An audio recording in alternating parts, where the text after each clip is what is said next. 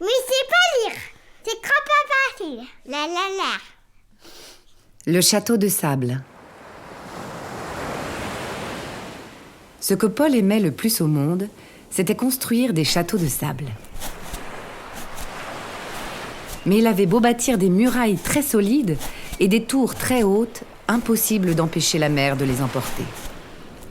À la fin d'une superbe journée, Paul contemplait fièrement le château qu'il venait de terminer. Aussi, quand la mer monta, il se précipita vers elle. Reste où tu es, mère.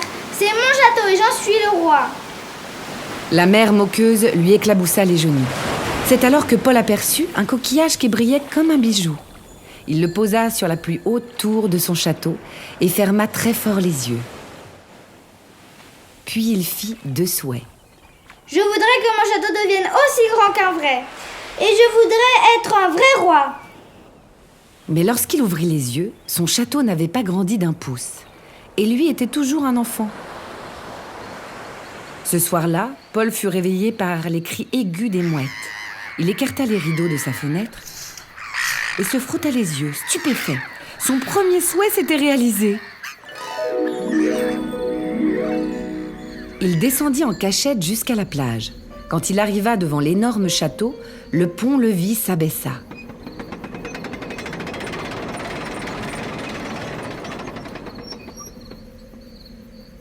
Paul n'avait pas peur. C'était son château. Alors il entra. Une petite fille l'accueillit près du poste de garde. Elle avait des yeux aussi bleus que l'océan. Nous t'attendions. Elle porta un coquillage à ses lèvres et souffla une note étrange, qui sentait le sel marin. À son signal, de grandes portes s'ouvrirent sur une vaste salle. Des trompettes saluèrent en fanfare l'entrée de Paul.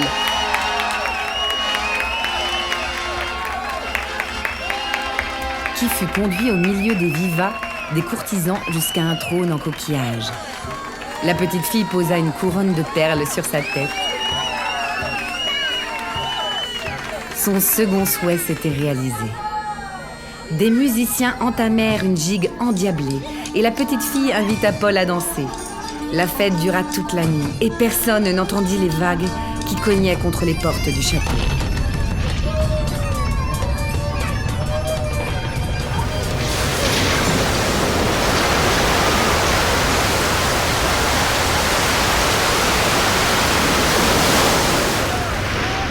Finalement, les portes cédèrent avec un craquement épouvantable.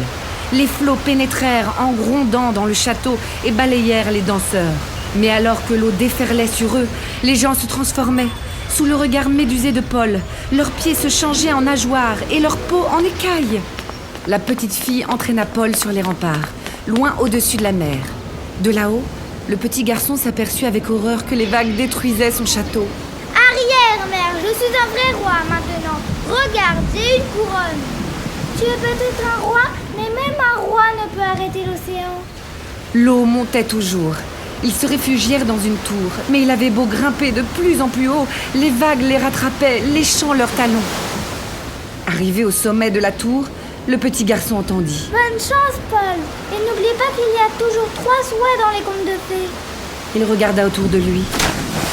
La petite fille avait disparu. Tout ce qu'il vit, ce fut une queue de poisson qui plongeait dans les flots. La mer montait encore. Paul escalada la toiture de la tour et trouva le coquillage qu'il avait posé dessus la veille.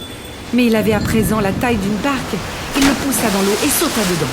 Alors qu'il se cramponnait au coquillage, les vagues engloutirent le reste de son château.